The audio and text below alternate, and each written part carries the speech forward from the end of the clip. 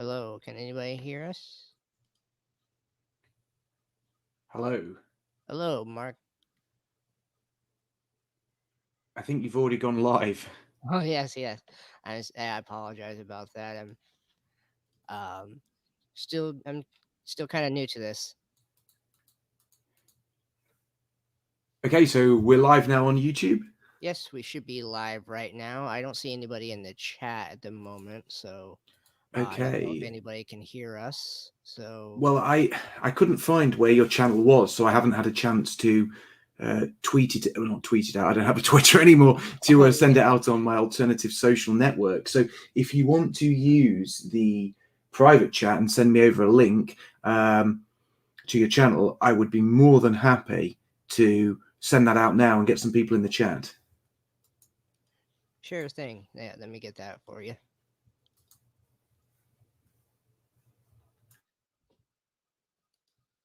So that should be. Did you get it? I certainly have. Give All me right, two great. seconds. Okay.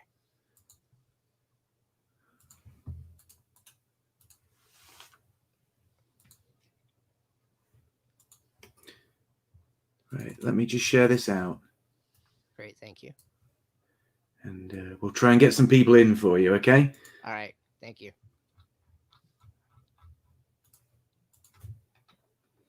I'll just mute myself while I'm typing. Okay.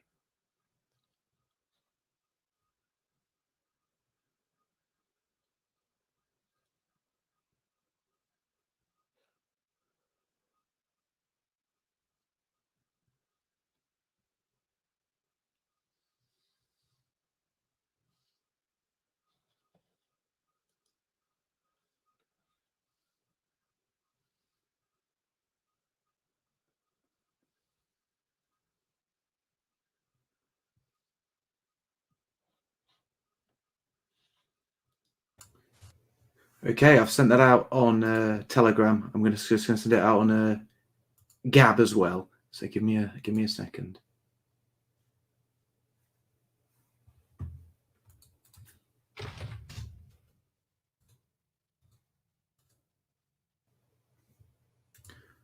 Okay.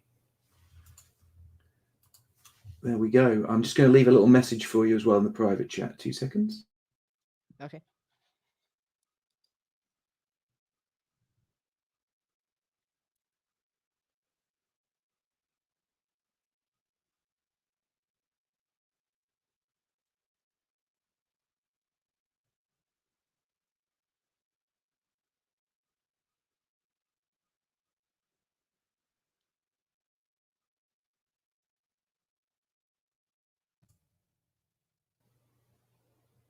Hello. I think a few people are coming in now. I'll just share it to Parler as well, and we might get a couple more. Although I'm not a huge fan of that social network for some reason.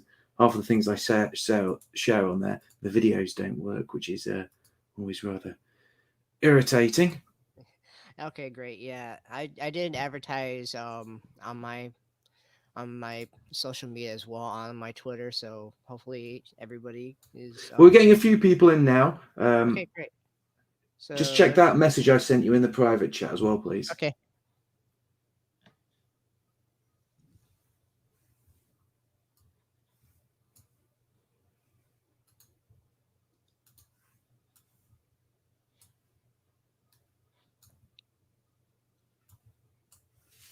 We've got a few more people in.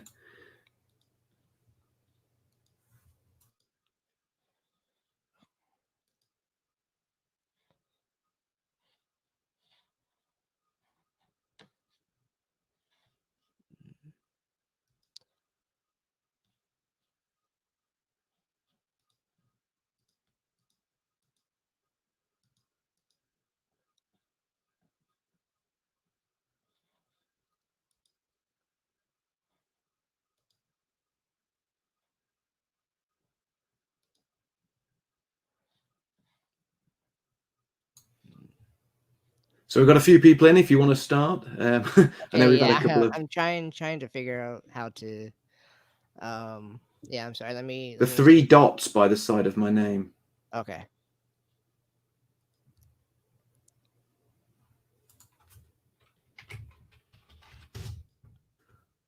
This crazy is not. on YouTube Oh, okay. in the chat section in the live chat, All right. and then we can get started because we're running a bit late now. Yeah. All right. A few Should be technical good to errors. go. Yeah. I do apologize. I was It's okay. yeah, my first time doing a live stream, and I was supposed to have somebody practice with me, and that kind of fell through. So I appreciate your help, Mark. All right. Let's go ahead and get started.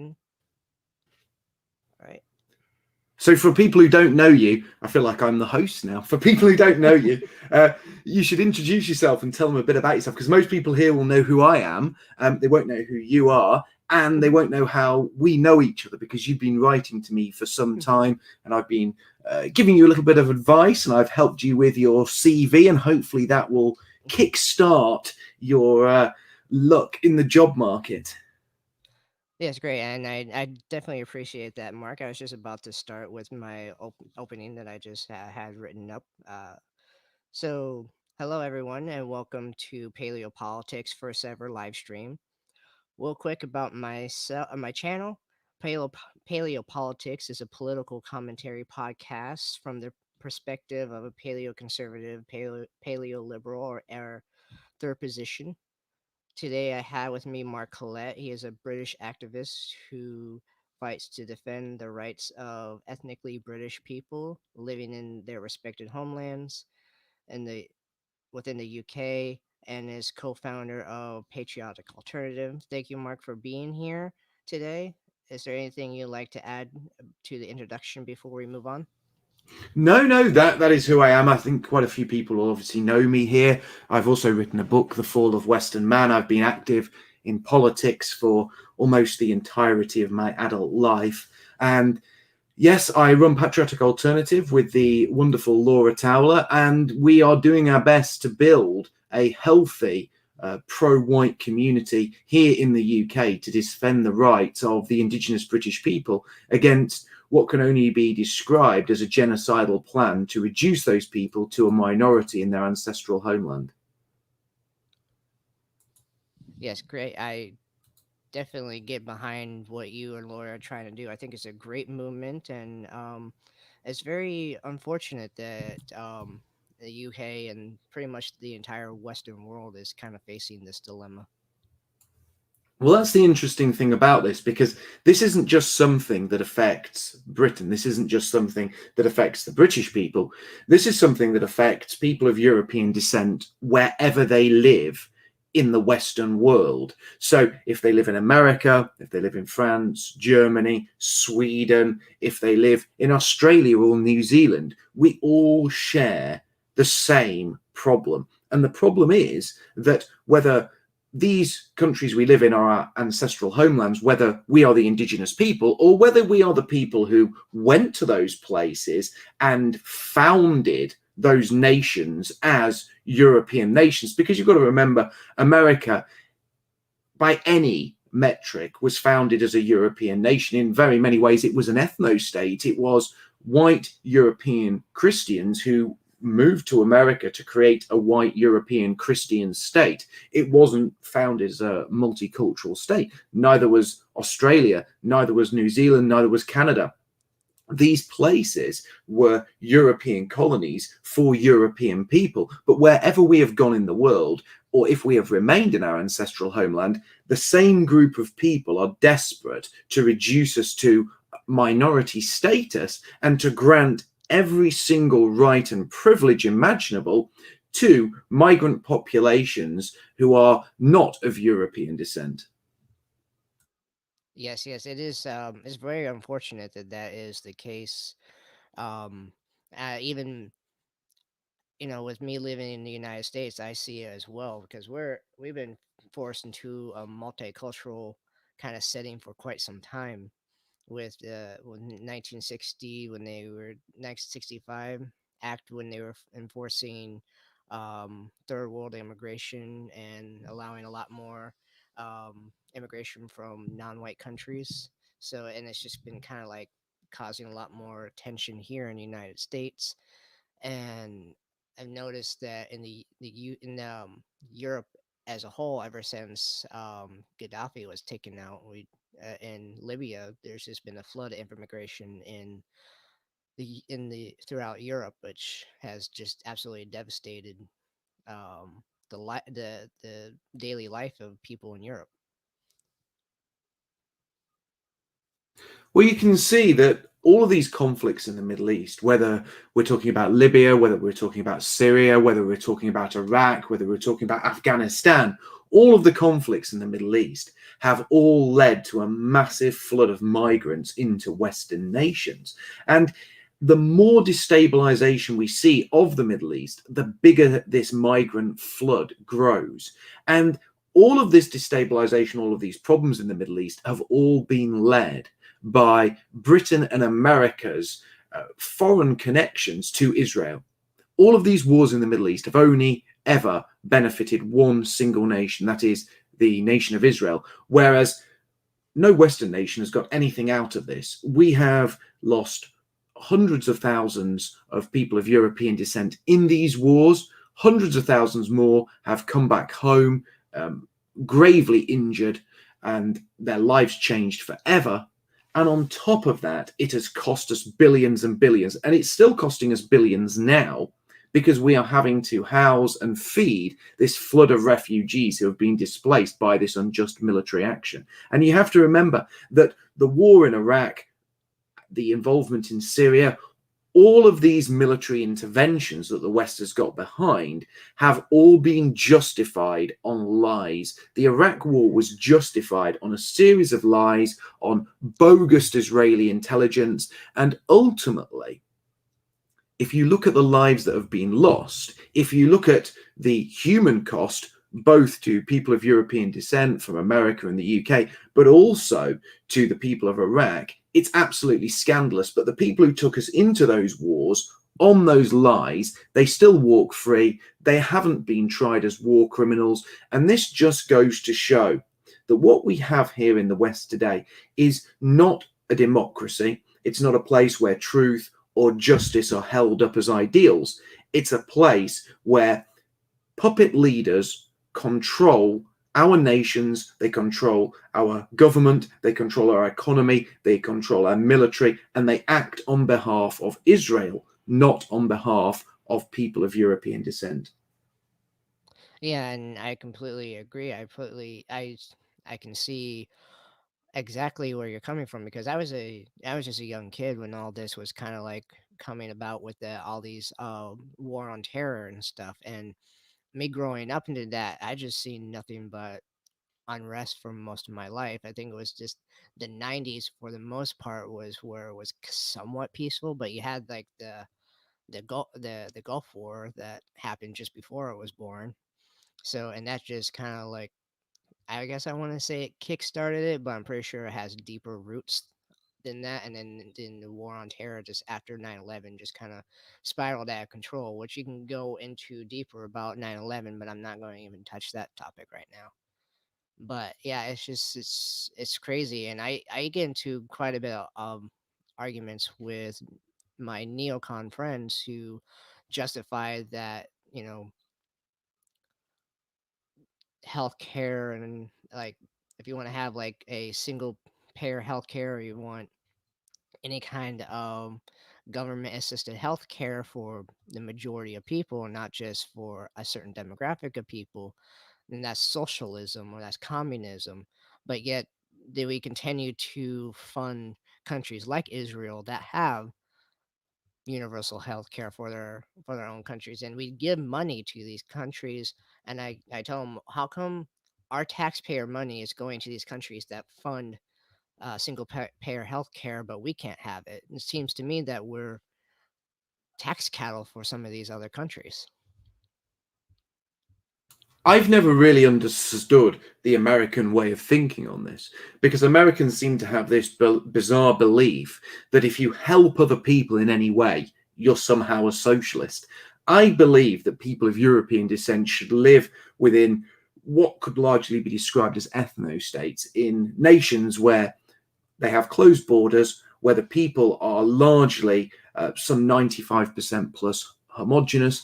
They are of the same racial stock, they have the same culture, they have a shared heritage. And because of that, they view each other as extended family and they choose to help each other based on that. And ultimately, that creates a high trust, high IQ society where things like healthcare are provided for everyone by everyone. And because you're living in a place where you are essentially treating each other as extended family, you have uh, a sort of shared belief in that healthcare. So you don't use it, you don't abuse it, but you treat it with a respect. And that's essentially how European nations worked for a very, very long time. What's blown that to pieces is mass immigration and the atomization of people of European descent. Because whereas other groups have come here and they've not seen themselves as British in the same way as we are because they're not, and they have abused our healthcare. We have health tourists coming from all over the world to take our system for a ride. British people, on the other hand, have started to see themselves as individuals. They don't see themselves as part of a group. So now no one looks after the NHS anymore. And the NHS is basically just run for profit, for middle management and a corrupt regime that ultimately pump money into the NHS so the NHS can buy products, goods, services at hugely inflated prices from the friends of politicians, but it's also run to propagandize migrants because they tell us that migrants are basically running the NHS and making life better for us all, when in fact they're not at all. The NHS is being bled dry by these floods and floods of people coming from abroad who've never paid a penny in, but get every single benefit of the NHS when they land in Britain. And this is obviously a huge scandal. And then you start to see, well, it's not working. And I think Americans look at that and say, well, the NHS isn't working brilliantly for Britain, is it? If it was every man for himself, that'd be far better. No, it would be far better if we had a country that was homogenous, it was high trust, high IQ, and the NHS was looked after because people realised it was there for the good of their people. And they treated it as if it was owned by their family rather than being something separate and distinct. And they would just view themselves as individuals. I think the NHS is a good thing. I think that the American dichotomy on the right of anything that is done on a group basis is socialism is very, very silly. And I think that is often pushed by whites on other whites, whereas when you actually look at the way non-whites treat each other, they treat each other as extended family, and they don't call that socialism. And the whites who tell other whites that treating each other as extended family is socialism don't tell non-whites that what they're doing is socialism. So again, you can see how this narrative doesn't help white people at all. Yeah, I completely agree with with your statement there, and I definitely do see this. There's a lot of these um talking heads, regardless if they are mainstream or even like alternative voices on YouTube or on BitChute that consider themselves more right wing in the United States. They still point out that everything that's like socialism is bad, it's evil. You can never ever conceive of any kind of governmental assistance for its own people. They view as they'll take like weird examples from the left, which always goes too far, and they try to do horrible things.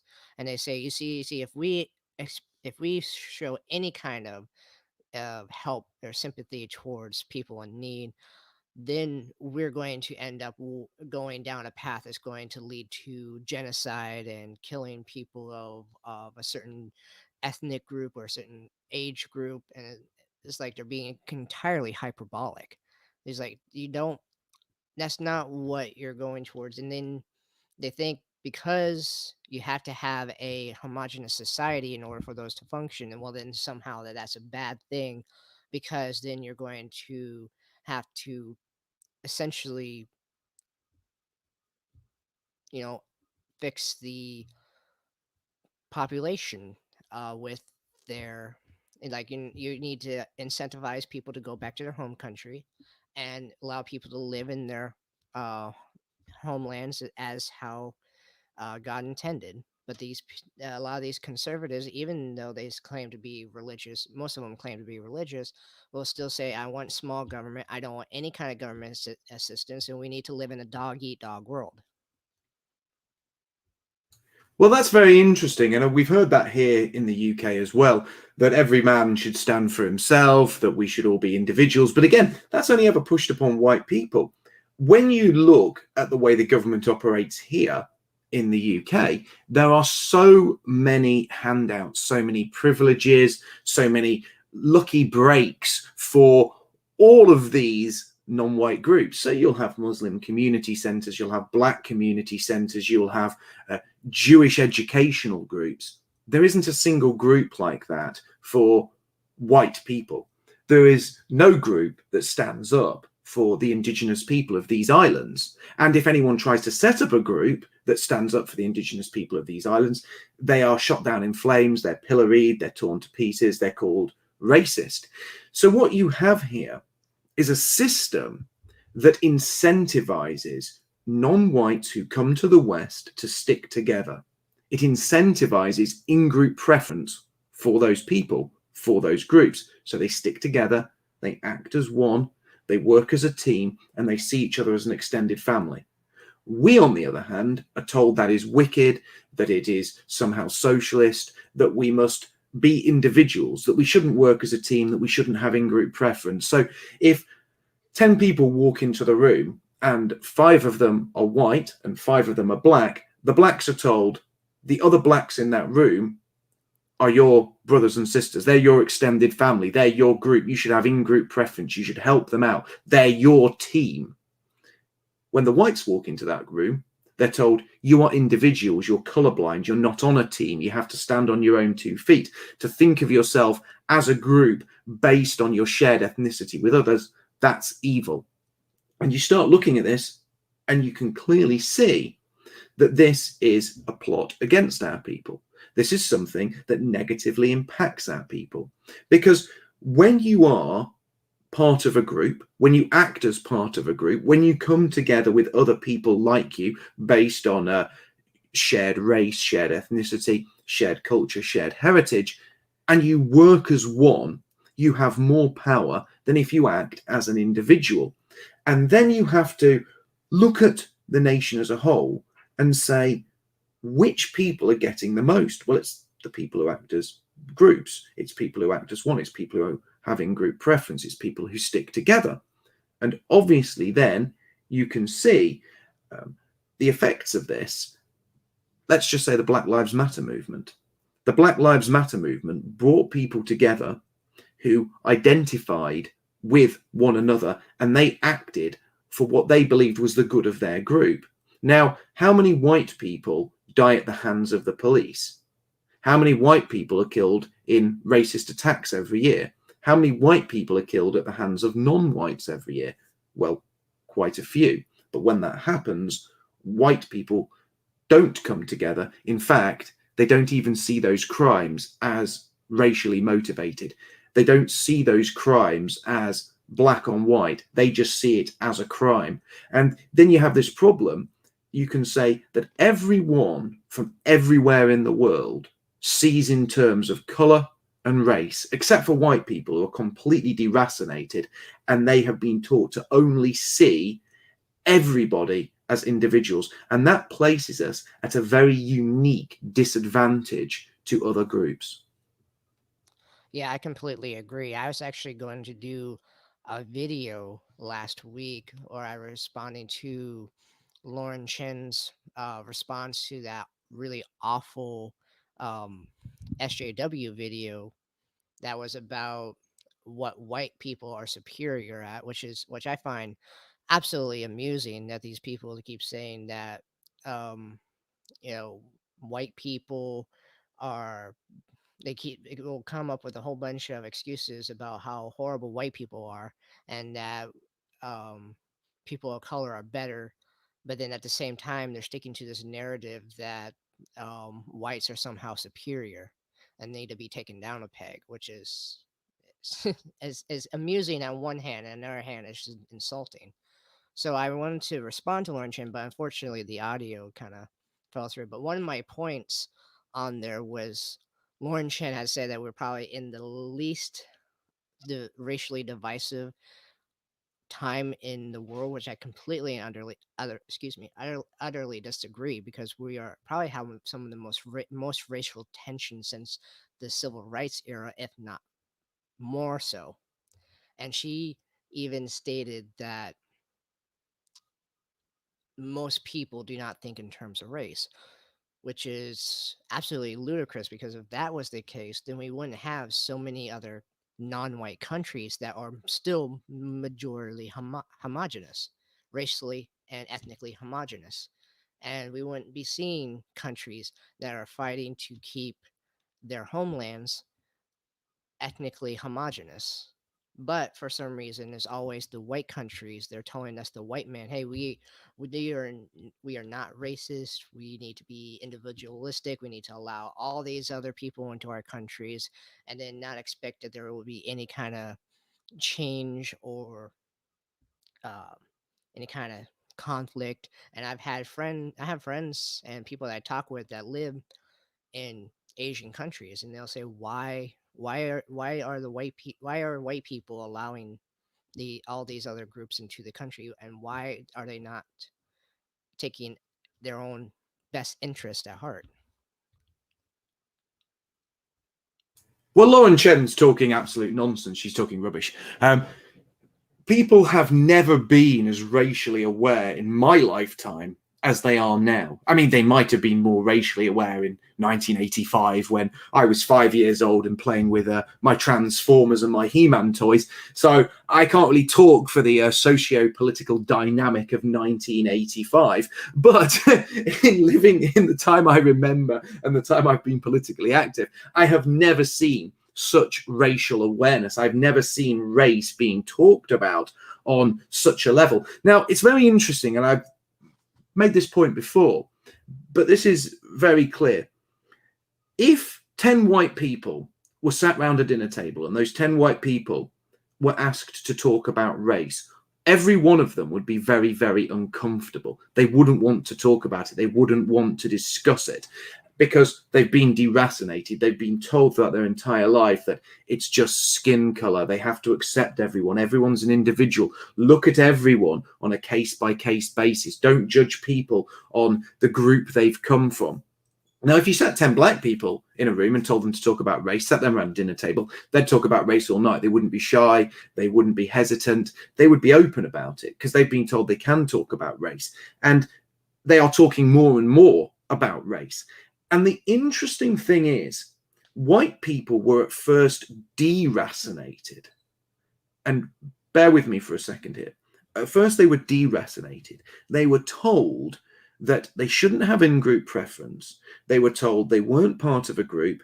They shouldn't see people based on which group they came from or come from, but as individuals. So there's this huge process of deracination.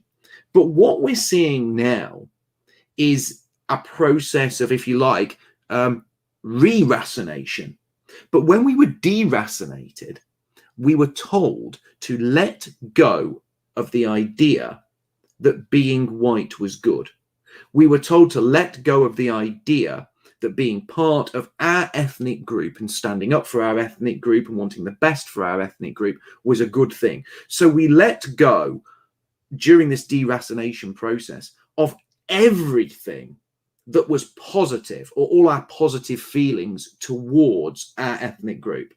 So that was the process of deracination. Now the process of re-racination is taking place, but we aren't being given back the good.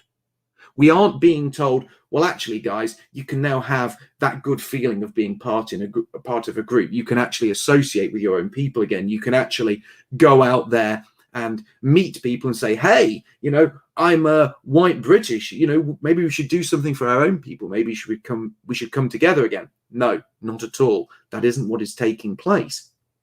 The re-racination process is all about negatives. So now whites are being told once again that they can see skin color, that they can see whiteness. But whiteness is now an evil. Whiteness isn't something that should bring people together as a positive. Whiteness isn't something that people should gather around as people of African descent gather around their blackness as if it was a warm fire giving heat and warmth and comfort. We are told that whiteness is something we should never gather around. Whiteness is something we should apologize for. Whiteness is something that, although we shouldn't want anything to do with it, we should apologize for it. So let's be very clear. Race has never been as much on the agenda in my lifetime as it is today. Never before in the time I have been politically active have I seen so many people talking about race. And what has happened to people of European descent is they were deracinated and they were stripped of all of the positives of being part of a racial group. And now they are being re-racinated and they are being lumbered with a load of false negatives telling them to hate themselves for being white. Thank you, Mark. I completely agree with what you're saying. I do hope everybody can hear me okay because my mic is kind of. I think I need to get a new mic. I don't know why it doesn't pick up my voice very well. Anyway, I do completely agree with what you're saying, Mark, and I too can definitely notice. Even my mom, who grew up in like during the 1960s and 70s when the whites were being told that they couldn't talk about race or they were racist if they showed any kind of self interest and self determination. Even she's starting to recognize that race is an important issue for white people too, and it needs to be addressed. So she's starting to kind of go down towards that path. And I do wanted to add too. I did tell a story about a personal experience of mine in my last video where I was my white liberal um, counselor from high school threw out my paperwork to take the SAT and ACT exams 3 times. So I could not take those exams and get into a decent school, but she had no problem helping the non-white students and the female students take these exams and be able to go off to good colleges. For the longest time, I thought it was because of my ADHD, but then I came to realize that it was probably more of racial. And at that time, I wasn't really aware because this was like mid to late 2000s, and most people were kind of still not talking about race as not nearly as much as what they are now. And I noticed that we've been moving towards that awakening, if you will, of where I guess white people are now starting to become more racially aware, and that's terrifying the left. And now they're doubling down with Black Lives Matter and trying to force us into a corner, which is just going to lead to even more issues down the road. And I was even talking to somebody last night, complete stranger that I was that was friends with a former mutual friend of mine on Facebook, that outright stated that racism didn't exist until white people came around. So it was I can't fathom like how can people be like that? But for some reason we live in that age. Anyway, Mark, I do want to move on to talking about current events, and then I have a few questions for you, if you don't mind. No, feel free, go ahead. Okay, thank you. So, a couple of things for current events. Yesterday, it sounds that Trump has distanced himself from Sidney Powell and is allowing transferring of powers to happen while still not conceding to Biden. What's your take on that? Well, I think his treatment of Sidney Powell is classic Trump. And really, his treatment of her kind of underlines why he has struggled so much as a president and why, in many ways, he has actually failed during his term as president. Sidney Powell is obviously somebody who is absolutely 110% behind Donald Trump. She's the kind of woman or the kind of person who would follow Donald Trump probably to hell and back. She's putting her entire career on the line. She's putting her neck on the line. She's already been removed from Twitter, and she's going all out to essentially expose the Dominion voting machines, which she believes are open to massive, massive abuse. Now, she's come out there and said all of that. She's a huge, huge Trump supporter. And Trump should be embracing this. Trump should be on her side. He should be saying, this is a lovely woman who's, doing her best to help me. But he hasn't done that. Essentially, he's thrown her under the bus. And he's done this time and time again during his term as president. And most notably, he did this to Steve Bannon, who was instrumental in getting Trump elected. Steve Bannon was the man, obviously, who was behind Breitbart. He was the man who helped Trump with his tactics. He discussed many things with Donald Trump. And if it wasn't for Steve Bannon, we probably wouldn't have had a Trump presidency at all. But Donald Trump is now doing to Sidney Powell what he did to his friend Steve Bannon. And who is this for? Who is Trump actually trying to impress by throwing Sidney Powell under the bus? He isn't impressing people like me. I doubt he's impressing people like you. I doubt he's impressing anybody in the chat right now listening to our conversation. He's not impressing people on his side. He's not impressing all of the people who believe these voting systems are open to massive fraud. He's not impressing all the people who think he was defrauded out of an election win earlier this year. He isn't impressing any of his supporters. So who is he impressing? Who is he pleasing by distancing himself from this woman? Well, of course, he is pleasing the press. He is pleasing the people in big tech. He is pleasing the DNC. He is pleasing the people who came up with the Dominion voting system. He's pleasing all of those people. But those people are his enemies. And he spent far too much time during his term as president groveling around and trying to please people who hate him. People who were telling him to get rid of those who were loyal to him. People who were telling him to get rid of his friends. And Donald Trump listened to them. And he's listened to them again. And this will be, again, massively to his detriment. And he can't stop himself because he is still, in many ways, a slave to the system. He's still got one foot in the swamp that he said he was going to drain.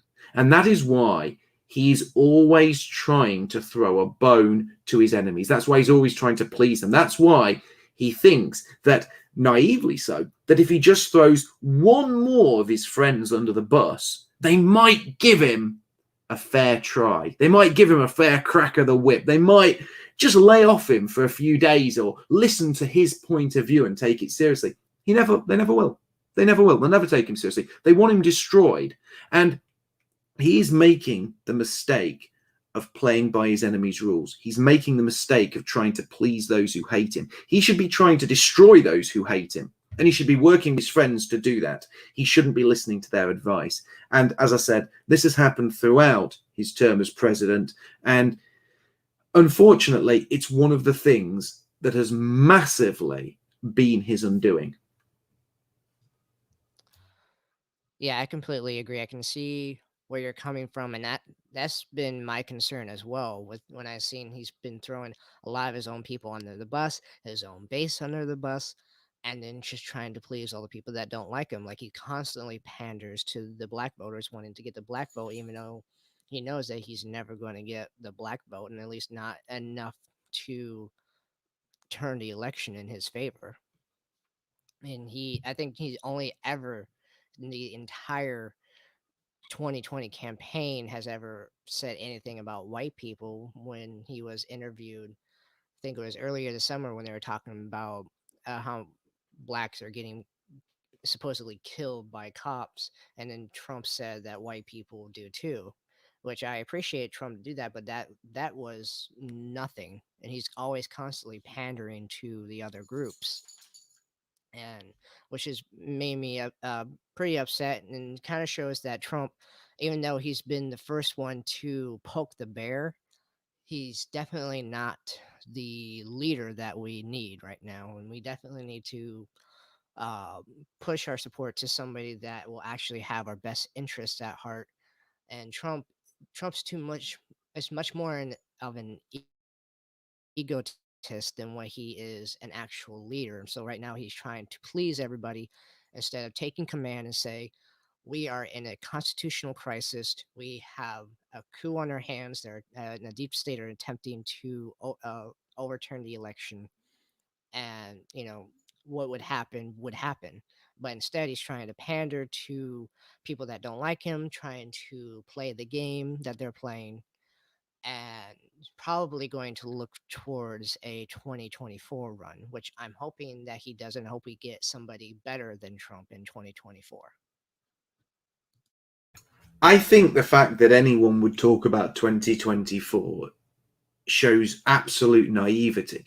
Just before I was banned on my Twitter, I made a very important tweet about this, and I want to read this to you guys because I can still, I think I can still have a look in my Twitter account to um, see if I can find this particular tweet and the replies to it, because it was very, very interesting to see how people reacted to fraud, to the idea that people had stolen this election from Trump.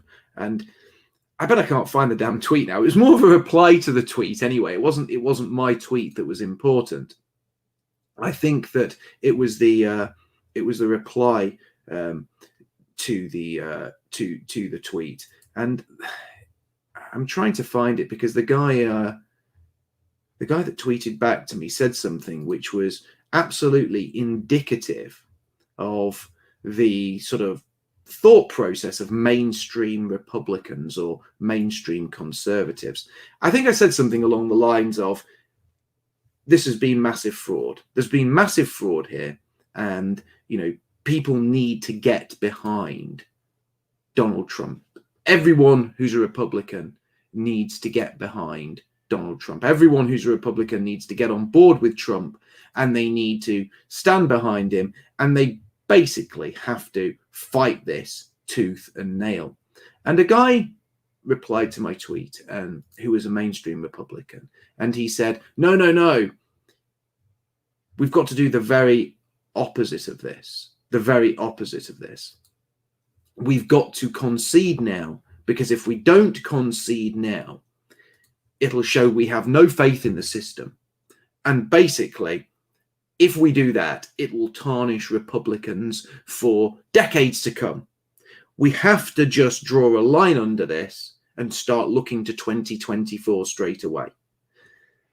And I looked at that and I thought to myself, this really does, in one tweet, encapsulate everything I've always said about conservatives, that conservatives are always on the back foot. They are never on the attack. They're never ready to advance into enemy ground and take the fight to their enemies. They're always on the defensive. And as soon as they think they've lost a position, as soon as they think that their enemies have got the drop on them and are about to beat them over a certain issue, the conservative immediately retreats and then says, look, I'm going to take this new piece of ground, and this is the position I will defend. At which point his enemies, his or her enemies, attack him on that particular position, only for him to eventually retreat again. But never once does the conservatives say, do you know what? I'm going to advance and take back the ground that I've ceded. He doesn't do that. And anyone that suggests that the Conservative takes back the ground he has ceded, is attacked by mainstream Conservatives as a revolutionary, a radical, and not a true Conservative. So over time, all you end up with is Conservatives adopting what were formerly liberal or left-wing policies. So in the UK, the policies that the Labour Party might have pushed for in 1990 are the policies that the Conservative Party fight for in 2000. 10 years down the line, what was the Labour Party manifesto has become the Conservative Party manifesto. And due to this, the Conservatives always end up losing. And I believe at this point, every Republican should be behind Trump, because we've clearly seen massive voter fraud.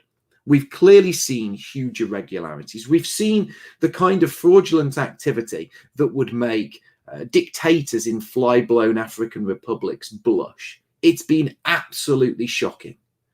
But, and this is very important, but if they can do this to Donald Trump, if they can do this to a sitting US president, they can do it to anybody. If they can do this to Trump, it can be done to absolutely anybody at any level. It can be done to local people fighting to see who's going to be in charge of refuse in a small town or city. It can be done to governors. It can be done to senators. It can be done to people vying for the House of Representatives. It can be done to any of those people.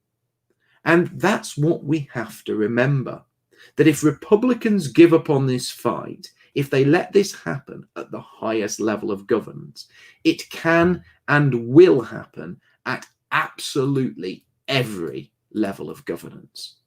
And that puts them in a position where ultimately they can never, ever win seats again. And the Republican Party will forever be on the back foot. But again, because so many mainstream Republicans are desperate to please their enemies, they are falling in step with everything that the Democrats are saying. Yeah, Mark, I completely agree with what you're saying, and I even seen a comment in the chats where like conservatives hold their ground. That's what they do, but honestly, do they really hold their ground? Because at every turn point, everything that the conservatives said, no, this is where we conserve, this is where we're going to stop, then it gets overturned by the liberals, and then it moves forward, and they say, no, this is where we're going to stop. So instead of trying to overturn any kind of gun control, they're going to say, okay, we're going to have this amount of gun control, and then no more. Instead of saying we're going to keep the sanctity of marriage between a man and a woman, they're going to allow their liberals are going to have gay marriage. They're going to be like, okay, this is where we're going to be at, but we're not going to allow transgender people into the military and fight in wars. So do they actually even hold their ground? Do they even do what they say they're doing? Are they even conserving anything, or are they just kind of moving the goalpost, like you said in your book, which I've read your book and I enjoyed your book a lot, and it's kind of a concern that I had before reading your book, but even with your book has been a lot more expanded upon, and notice that conservatives don't conserve anything.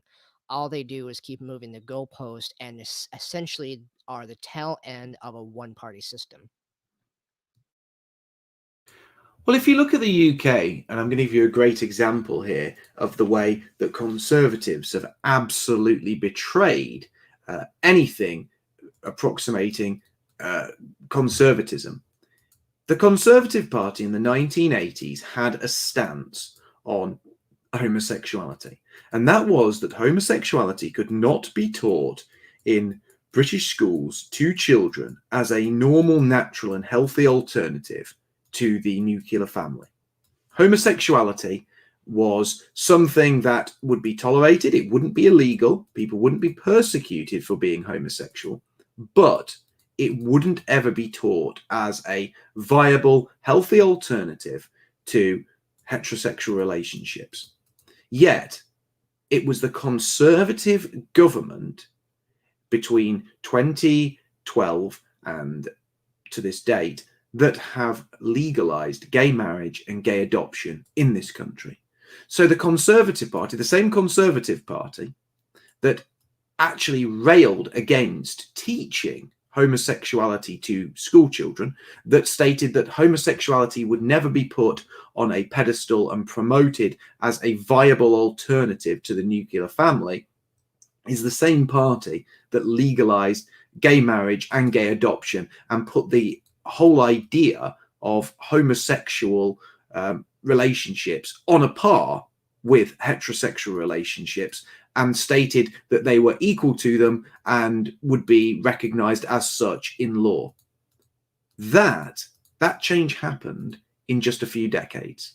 And now conservatives in Britain state openly and shamelessly, openly and shamelessly, that homosexual marriage is a conservative value. And that tells you exactly how far conservatives will retreat in a very, very short period of time from being opposed to something to not only agreeing with it and endorsing it, but passing it as law. Yeah, you make a very good point, Mark, and I do definitely agree.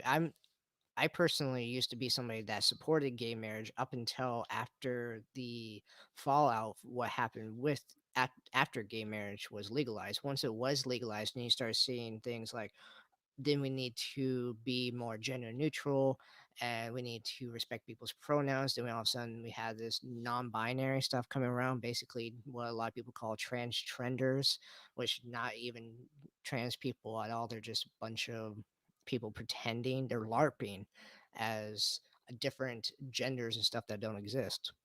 And you have now a situation where people are promoting transgendered kids, which is very deeply concerning because, I mean, we have laws and systems in place knowing that these children are children. They're not adults. They're not capable of making big life decisions. Why we don't allow them to vote, why we don't allow them to drive, why we don't allow them to um, hold political office or fight in our wars because they are too young to comprehend what they're getting into.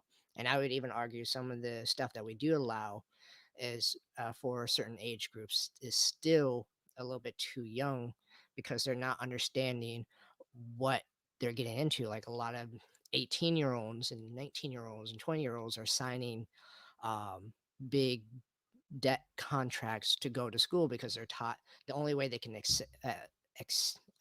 to succeed in life is they take hundreds of thousands of dollars of student loan debt, go to college, and then end up working as a waiter or waitress in a restaurant.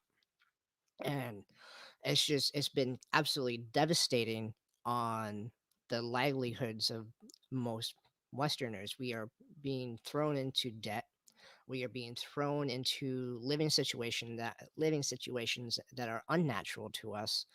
And I do believe that this is some kind of plot against us to try to undermine us and become dependent on the state because they're going to be like, we'll see you racked up all this debt.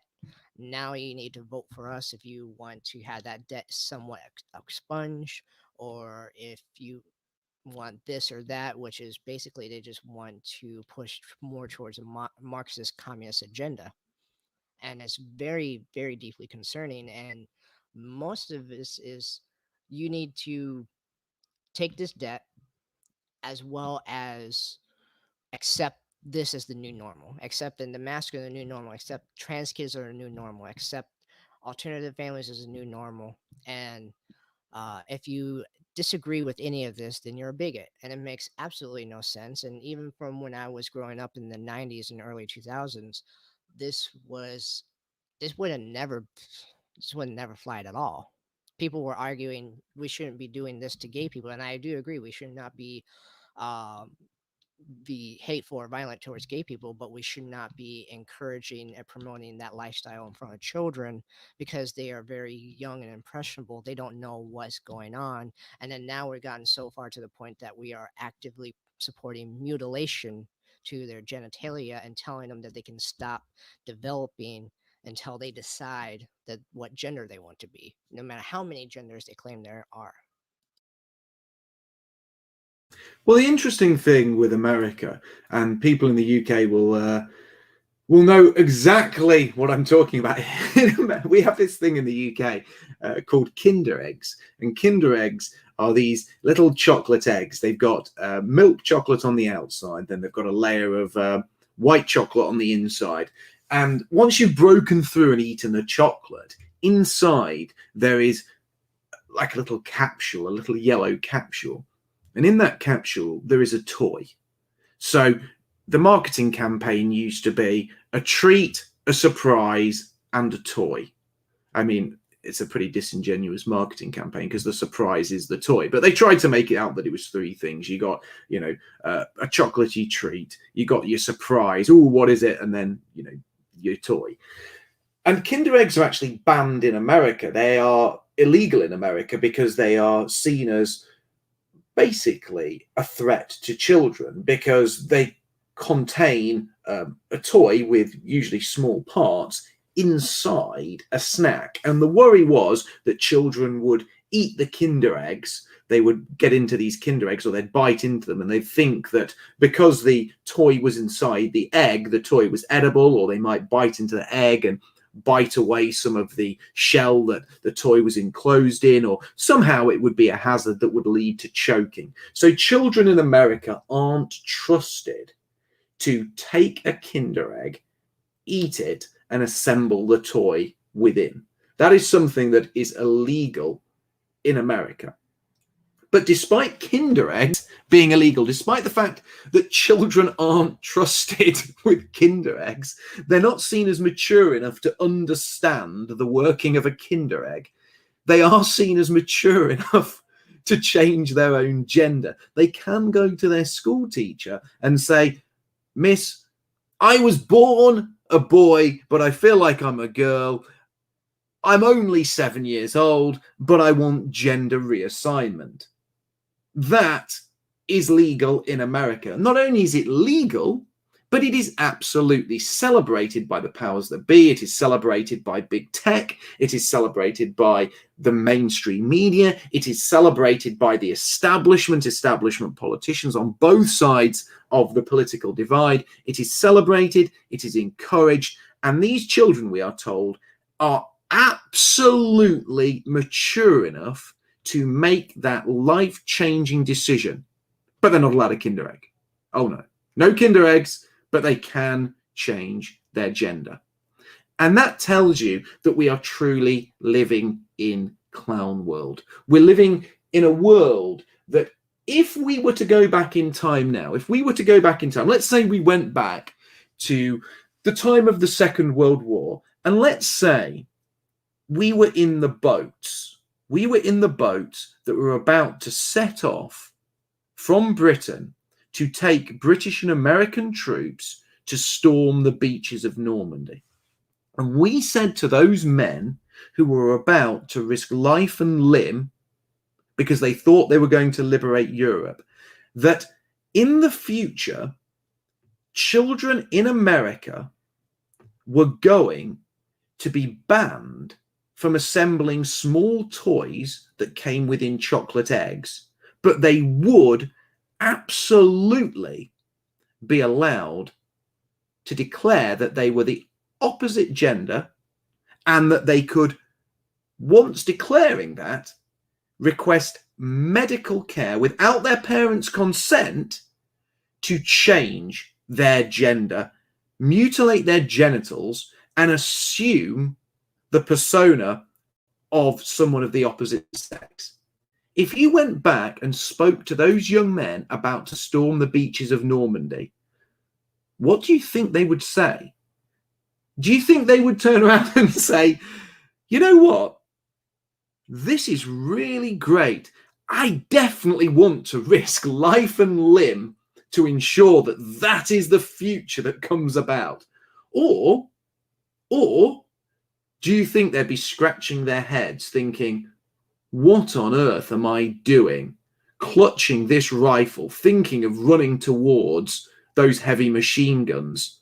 If that's the future we're creating, if that's what we're really fighting for, if that's the liberal, multicultural, tolerant world that we're putting our lives on the line to create, do you think they'd have stormed those beaches? And this is what we're living in. We're living in absolute clown world. And we're living in a world that is so absurd that if you went back in time 50, 60, 70 years, you wouldn't even be able to explain this madness to the people who lived then, because they wouldn't believe you. It'd be that alien to them. The transformation that is taking place in the Western world is happening so quickly. It's happening to such an insane degree that just in a couple of generations, the world is being transformed beyond recognition. So much so that it would be impossible for people who live in the current day to sit and talk to people who lived just a few generations ago and actually have any common ground, because the madness is moving so quickly now. People talk about a slippery slope. Well, we've slid so far and so fast that the Western world is becoming unrecognizable. Yeah, you make a very good point with the Kinder eggs, and I do agree that it's absolutely ridiculous that so many people think that this is socially acceptable to let kids transition their gender, but then they can't have a Kinder egg, or the government wants to come in and tell us that this stuff is unacceptable, but this stuff is, but nobody wants to question. Nobody wants to say, well, what's wrong with this? The To think that that kids are that dumb that they can't bite into a Kinder egg. And where are these parents? Where are the parents say that you would bite into Kinder egg? There's a toy. Do not swallow this capsule. Do not.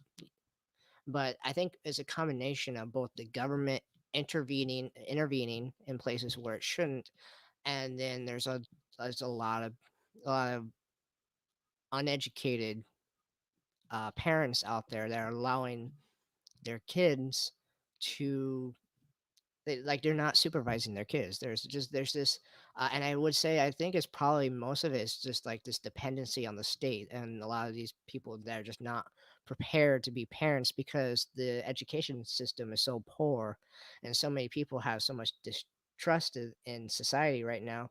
They don't really care to take interest in their own kids.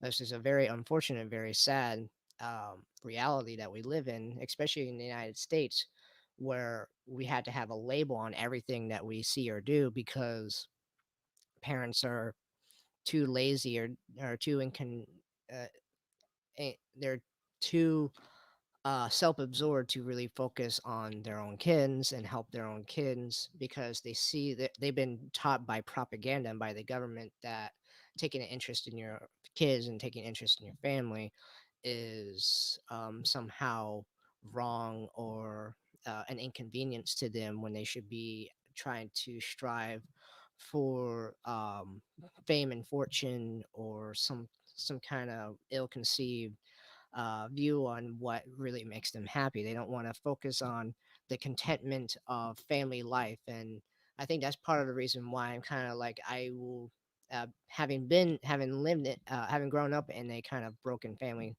setting myself, and I strive to find I strive to find a religion or something to kind of fill that void of search for uh, family structure. And what we're seeing a lot of these in this time and age is propaganda on top of propaganda that the family unit is somehow destructive or wrong or evil, and you need to focus on consumerism, buy stuff, buy stuff, buy stuff. And that's one of the things that really infuriates me. Like right now, we're here in the United States, we're about ready to celebrate Thanksgiving, which is used to be a really big holiday up until probably like the early mid 2000s.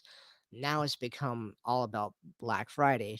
This year, not so much because of all the COVID stuff. So they're trying to scare us away from both um, Black Friday and Thanksgiving. They're probably going to push a lot of the Cyber Monday stuff, but there's this push for individualism, not only within your race, but within your family. So you need to focus on not having kids, not having a family, not being content with uh, moving and being able to give towards the next generation, and focus on just um, on yourself, focusing on indulging your own interests, your own aspirations, constantly focusing on consumerism. And we're living in a high consumer society and individual society that at the same time they want you to consume all the time, but then at the same time be totally dependent on the state, I guess, if that makes sense. And it's just this a weird hodgepodge situation that is just is clearly trying to undermine white families, while at the same time trying to make us dependent on Marxist proposals. Well, I think this has been a plot. I think there's a plot to destroy the West. And one of the central pillars of this plot to destroy the West is the fact that they are pushing this sexual madness upon young people. And I think they target young people, especially with highly sexualized material. And the reason they target young people is young people are very impressionable, but also they are young. They are young. They're young people. So why go after them? Well, if you mess people up when they're young, that is that done. They are finished. They are ruined for life. Now, if you attack a fully grown adult with all these crazy ideas, with all these subversive themes, with all these sexually suggestive adverts and movies and television shows, if you bombard them with all of this material about changing gender, about transgenders and transsexuals and people who have to have different pronouns, most adults, by the time they're adults, are immune to that kind of propaganda. Some people still get harmed by it. Some people still get mixed up by it. It has an effect on some people, but only a very, very small minority. But children are different. And children have two very, very unfortunate traits. The first is that they are very, very naive. They are children. The second is that they are very, very curious. And if you observe children, if you've ever had children, if you've got children of your own, I've got a daughter of my own, you see this in play all the time. They are curious. They want to try everything. They want to run around and investigate everything. They are absolutely enchanted by everything in their surroundings. However, some of the things in their surroundings aren't good for them, and they don't know that. Naivety mixed with curiosity is a very, very dangerous mix. And when you see children being exposed to things they shouldn't be exposed to, their curiosity gets the better of them. But their naivety means they often do things with that knowledge that they can't understand the ramifications of. They commit actions that unfortunately they are unable to deal with the consequences of. And I've spoken about this before. And all of this sexualized material that is being pushed on children in school is leading to a huge, huge rise in what is known as peer-on-peer sexual assaults and rapes. And these are happening in schools more and more often. Because if you tell a child who can have no possible comprehension of sex, sexual relationships, or the gravity, importance, and weight of sexual relationships, you tell that child all about sexual relationships, their curiosity often gets the better of them and they want to go investigate these things. But unfortunately, they are also naive and they do not understand the consequences of their actions. So what do you have? You have a young boy or a young girl who is then essentially guilty of sexually assaulting another young boy or another young girl. But in this case, both the children are effectively victims because the child who's perpetrated this attack, the perpetrator of the attack, doesn't actually know what he or she has done wrong. And the problem you have here is then both the victim and the perpetrator, who are both in many ways victims, end up having their entire lives changed. They end up both being damaged. And children who are exposed to this kind of activity, children who do this kind of thing to other children, and children who are the victims of being touched by other children, then find it much more difficult when they grow up to form healthy, normal, and natural relationships with people of the opposite sex. So this has two effects. It completely screws children up. It causes them to do terrible things. It damages their childhood, and it sets them off on this track of complete and utter madness. Absolute madness. And the second thing is it prevents them from getting involved in normal, natural, healthy, heterosexual relationships, which of course does what? Well, it is a massive, massive negative influence on the white birth rate, on our birth rate. So our children are essentially being pumped full of this sexually charged material, which amounts to sexual abuse in itself. This messes them up. It causes them to do terrible things. It causes them to investigate things they should never investigate.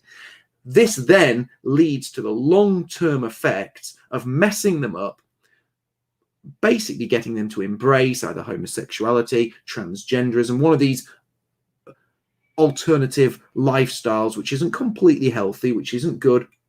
And then finally, that has the effect of reducing our birth rate. This is all part of the plan to destroy people of European descent. And interestingly, when you look at immigrant groups, especially here in the UK, they're opposed to this kind of thing, and they are not teaching their children this madness. Muslims here in the UK, they're not teaching their children this madness. They are separating their children from this. They're homeschooling them. They're schooling them in Muslim schools. So they are taught man and woman, mummy and daddy, alpha male, provider, disciplinarian, homemaker, caregiver, mother. They're being taught these traditional, healthy, strong gender roles. So what have you got? Well, Muslims go on to get married. Muslim men often take more than one wife.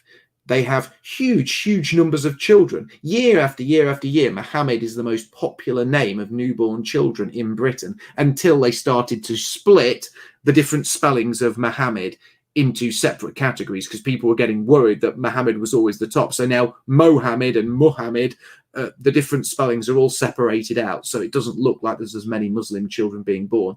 There is. That absolutely is. And there are less white children being born. So what have you got? The great replacement happening within our own country. It isn't just mass immigration. It is the birth rate of people living here in Britain. But our government, social media, and the mainstream media are doing their best to ensure that white people teach this garbage to their children, infect their young minds, which prevents them going on and having children. Whereas on the other side of the ethnic divide, ethnic minority communities are shielding their children, who then go on to grow up as well-adjusted heterosexuals who have many children. This is all part of the plan to erase us.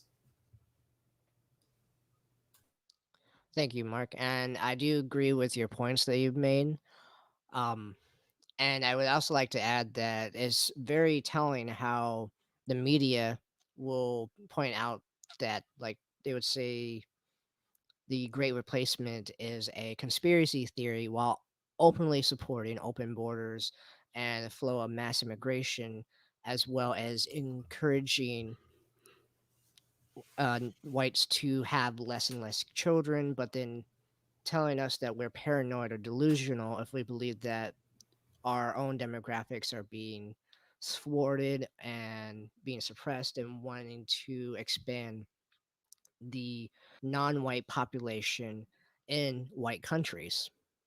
So I just kind of want to make Well, that can I? distinction. I just want to add something there. Yeah, go ahead. Here in the UK, talking about demographic change can be something that gets the police knocking on your door, but only if you disagree with that demographic change. We are now reaching a point where talking about demographic change is a crime, but only if you disagree with it. So something like Ash Sarkar can say, demographic change is happening. I celebrate demographic change. Haha, ethnic minorities are winning. We're outbreeding you in your own country. This is beautiful. This is multiculturalism. This is positive for the British people. And saying that is absolutely not a crime. In fact, it is something that is celebrated. However, saying, you know what? I think this demographic change may be going a bit too far. I'm slightly concerned that white people are going to be a minority. You know what? White people should potentially come together and stand as one to oppose being turned into a minority in their ancestral homeland. Saying that is absolutely against the rules. So you have this, again, incredible double standard. A double standard where you can praise the replacement of white British people, but you can't criticize the replacement of white British people. And this cuts so far that ultimately it is now becoming a crime to criticize the replacement of white British people. But it is now something that you get a pat on the back if you celebrate it. And this was this was highlighted to a huge degree when John Cleese, a well-known British actor, said that London wasn't English anymore. He was absolutely attacked for that. At the same time, there was a video doing the rounds on YouTube where a man he looked like he was of Middle Eastern descent, was actually saying, London isn't English anymore. The difference being, he was cheering this. He was saying the fact that London wasn't English anymore was something that should be celebrated. John Cleese was saying the fact that London isn't English anymore was something to be concerned about. And essentially, we are not being arrested for making a statement. We are not being arrested for stating a fact. We are being arrested for having the wrong opinion on that fact.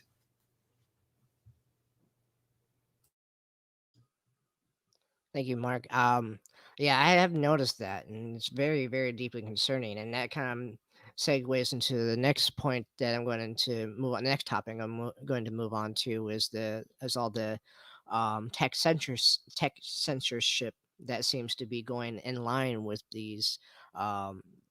with these all these plans and plots against our people. And I'm sure you noticed that not only have you been, of course, have you been lost your Twitter, but also, well, Orwell and Good just lost his Twitter, I believe, like a day or so ago. And I wanted to get your take on that as well as kind of Well, segue. I'm very sorry about the all well and good thing, but I believe that was something different. I believe that he has been exposed, that his real identity has been put out there. Somebody has found out who he is. I should imagine somebody that he used to work with or associate with has doxed him to the left, and they are now sort of making great hay over the fact that unfortunately they know who he is. And I believe that isn't a case of him being banned off Twitter. That is a case of harassment, basically. They are trying to force him off the internet. He produces some great content. I've been a fan of his work. I tried to get him on my show, but unfortunately, wherever he lives, his internet connection is absolutely terrible. So the show wasn't a huge success, and he only stuck around for about the first half. But he is somebody who produces great content. He is somebody that I am a fan of his work. I do like what he does, and I think it's a real shame if he has deactivated his Twitter account for good, because his voice was a very welcome voice in our movement and for our cause. Thank you for the clarity, Mark. That is very unfortunate, and nobody should be bullied off the internet just for their political opinions like that. I did enjoy his content as well.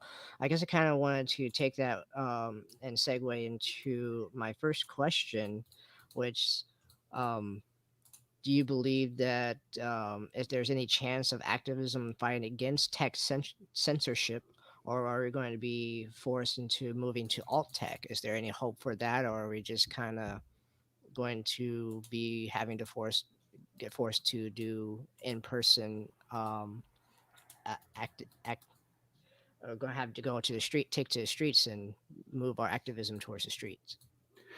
Well, I don't want to spend the whole stream dumping on Trump because obviously I did actually hope he would be sworn in. I hoped he would. I hope he win the election. I believe he won the election, and I think that I would have loved to have seen a second Trump term. However, I have to throw this out there.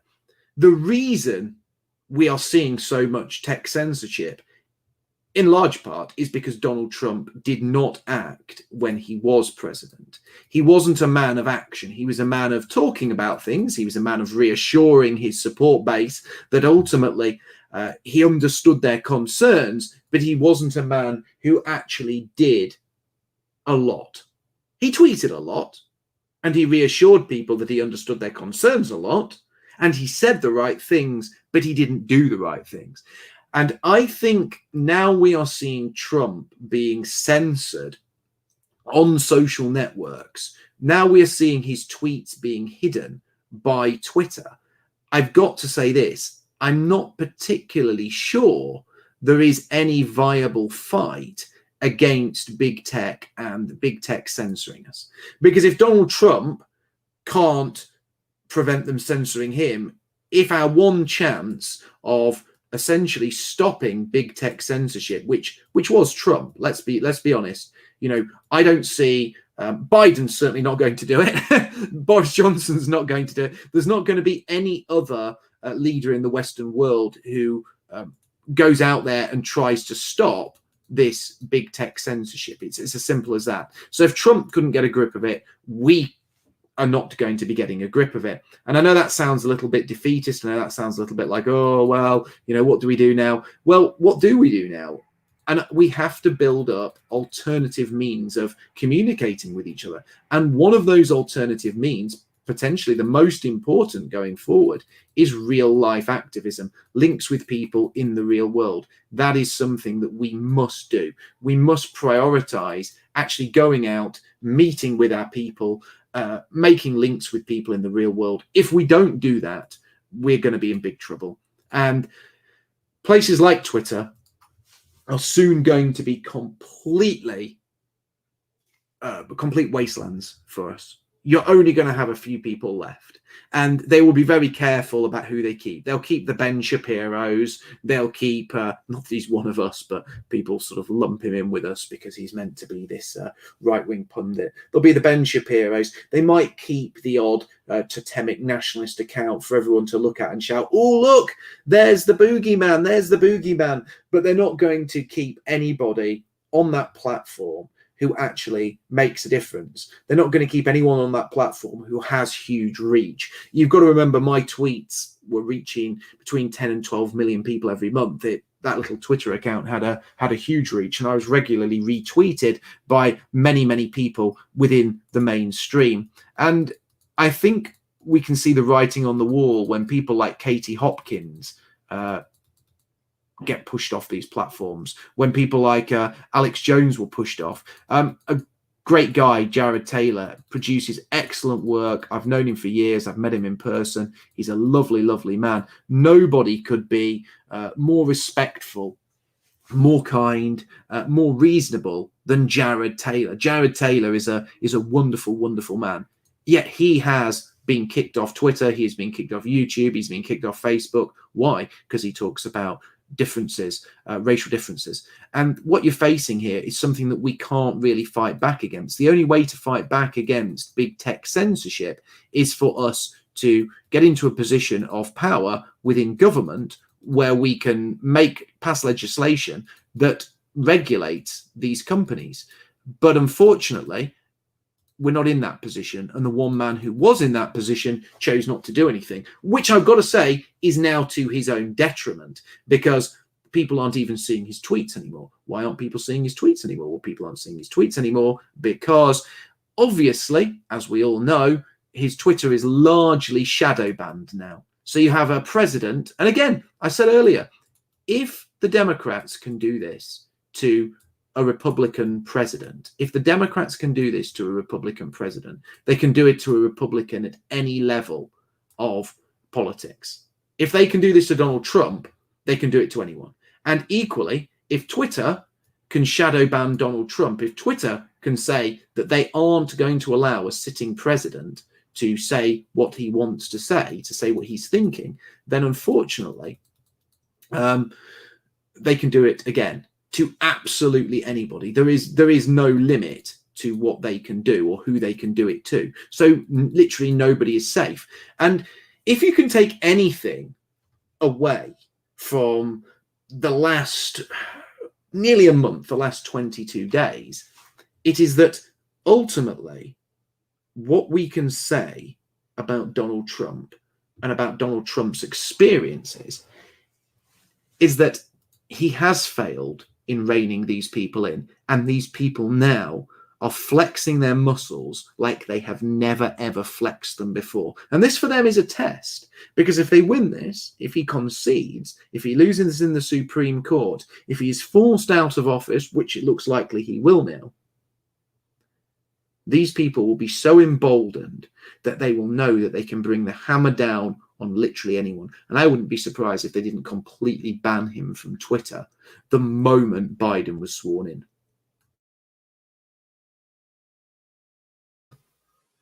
Yeah, you definitely make a lot of good points there, Mark. And I unfortunately, I do agree that we are definitely heading towards highly censored reality. And I'm not sure if alt tech is going to be the answer, but yes, we definitely have to probably move towards in-person in-person activity out and do real world activism. So I kind of want to move into the second question I have, which is kind of in relation to that. So I wanted to touch a bit about what's been happening with your PA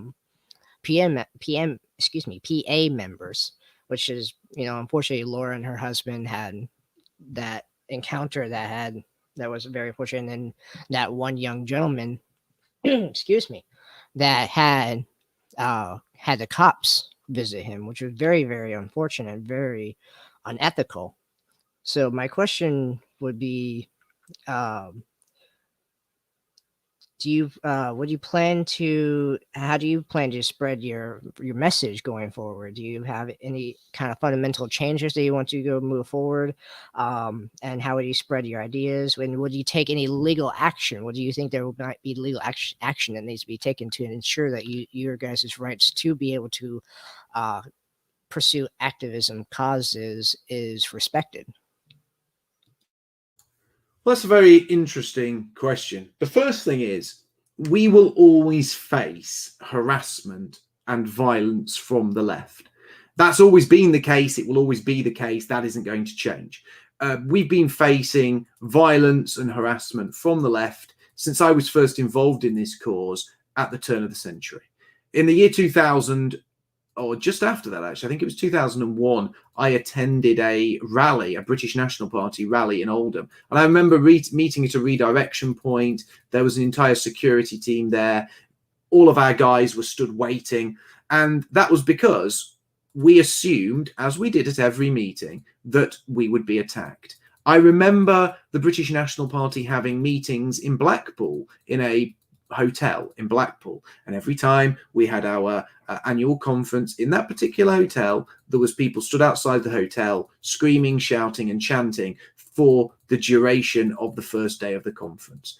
They never came back on the second day, but they were there for the duration of the first day of the conference. That was just how it was, and it's how it always will be, because these people are allowed to get away with what they do. They are allowed to attack us. They are given basically the right to do as they please to us. And that hasn't changed in 20 years of me being involved in this cause, and it will not change now. That is the kind of thing that would only change when we achieve power and we can pass legislation that prevents violent groups from attacking their political opponents. That is something for the future. Now, something that is very, very important here is to note that we do take very, very seriously the safety of our members. The safety of our members is something we take extremely seriously. It's something that we are always attempting to improve upon. And when our members or when our supporters are attacked or when they are harassed, we do everything we can to protect them. Now, Laura and her husband, they were attacked. It wasn't a big deal because Laura's husband is an absolute unit, and he single-handedly destroyed 3 Antifa thugs and sent them running. He's a fantastic guy. I have complete and utter faith in that man, complete and utter faith in that man. He is a brilliant guy, and he's a good friend of mine. I've got nothing but good things to say about him. Now, obviously, that was a very unfortunate turn of events, and we've got to stress at this point that although this did happen, although it's not something that we are happy that it happened, we can say that as it happened, the event still went ahead. The people who were trying to prevent our event from going ahead, they didn't achieve their goal. The leaflets was handed out, and afterwards people went for a hike together and they went for something to eat. So the event was not stopped. So far, our enemies have not stopped a single PA event. We have had a couple of run-ins, but they've never stopped a single event. And that is because we take serious precautions, and we ensure that we have a series of redirection points, and we ensure that people at those redirection points are able-bodied and are willing to defend themselves. That's very important. Secondly, there is the issue of young Barclay Walsh, who was obviously arrested because he was handing out PA leaflets. Now, this is something that is slightly different. This is something that is obviously very worrying because nobody wants to be arrested. And we certainly didn't want this young lad to be arrested. In fact, I see to this day no reason why he was arrested, because the leaflet he put out, it contained facts, it was completely reasonable, there were no racial slurs in it, there were no calls for violence, there was no endorsement of terrorism, and the act that they arrested him under, the Malicious Communications Act, states that it is to be used against people delivering material to people they know with the intention of causing those people anxiety or distress because the material in that communication is known by those delivering it or passing it on to be false. Well, none of those things apply to the leafleting that was being carried out by Barclay, not one of them. So I think it's very important to note that what has happened to Barclay is completely different to it was a complete sort of a misapplication of the law. We are standing by him 110%. We are putting him in touch with a solicitor, but we're waiting to see what the police are doing. We have supported him. I'm still in touch with him, and the police did take his phone. I, out of my own money, purchased him a new phone, a good phone as well, not a rubbishy one, a Samsung Galaxy S8. Got it straight in the post to him. The Monday after his arrest, the Tuesday after his arrest, he had because the phone was posted on the Monday, he had a new Samsung Galaxy S8. He's now back in touch with us. He's back on his feet. We are looking after him. We stick together as a family, but we will not be giving up on these campaigns. To give up on the campaign against our demographic replacement would be to admit defeat. We are not admitting defeat. We are soldiering on. And my final point on this is that anybody involved in this cause who thought we were just going to win easily without any blowback, well, I'm sorry to inform you, that's not going to be the case. It would never have been the case. The fact is, we were always going to have some degree of blowback for the things that we've doing and saying. That's because we are fundamentally threatening the very existence of this corrupt anti-white system. And because we're threatening the existence of this corrupt anti-white system, the corrupt anti-white system is at some point going to attempt to fight back, whether that be by sending out people who are associated with Antifa to physically assault us, or whether it be the corrupt and anti-white police force here in Britain using its power to wrongfully arrest young people who are doing absolutely nothing wrong. And I am absolutely 100% doubling down on the fact that it was a wrongful arrest. And I am saying that 100% this is a miscarriage of justice. Young Barclay has done nothing wrong whatsoever. This is a complete scandal. And what makes it even more of a scandal is here in Britain last year, it's estimated that around 17,000 girls, overwhelmingly of Indigenous descent, were sexually abused, groomed, and raped by men who were overwhelmingly of ethnic minority descent. That is happening year on year on year on year here in the UK, and the police cover it up. So the police are covering up crimes that involve serious sexual assault, but at the same time, the police force is willing to harass a 16-year-old boy who was out delivering a completely legal and just political leaflet. This is the absurdity of modern Britain. This is what passes for justice here in Western nations. It's absolutely scandalous. But as I said, we have to not accept this injustice. We're not going to accept it. We're going to fight back against it. But we have to be mature about this and understand that they are going to do everything in their power to attempt to stop us from organising against our own replacement. Thank you, Mark. That is quite a disturbing story. I've been following you for quite some time, and I've been quite aware of that. And yes, it is very disturbing. I do hope that justice is brought to these people that have been promulgating all this. And I wish PA much success in their endeavors. I'm going to go ahead and skip my third question because it seems a bit derivative and move on to my fourth question.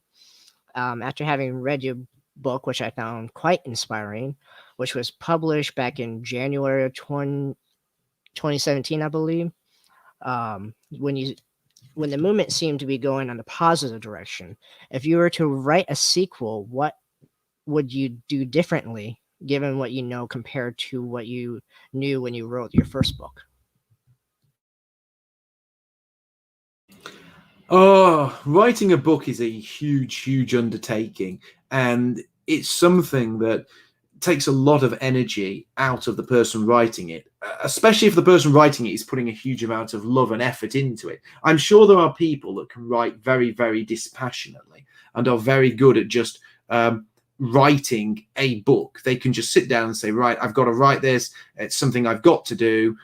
Boom, I'm getting into it. I'm getting stuck in, and that's it. Now, if people can do that, good luck to them. I couldn't do that. I put so much time and effort and love into that book. It really was a draining experience for me. And I don't think I could just write another book. I don't think I could just throw myself into something else like that and even think about a sequel. Not now, anyway. The book is still being read by a lot of people. It still gets downloaded very regularly, and I appreciate the fact people have supported it to such a degree.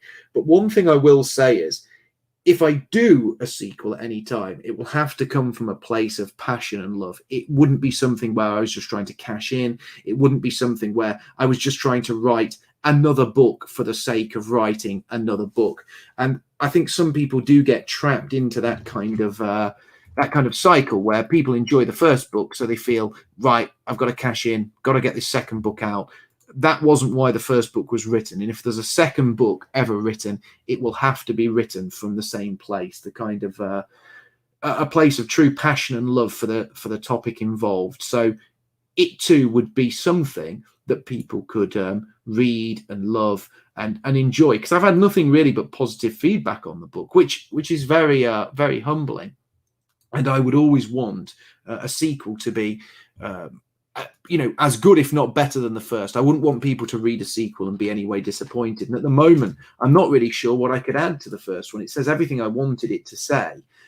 However, if I added say, a second or a revision of the book with maybe an extra chapter at the end, I would deal quite heavily with issues of oppression, with issues of ways that our people could potentially fight back against the system and raise themselves up. The last chapter of the book, people find it quite uplifting.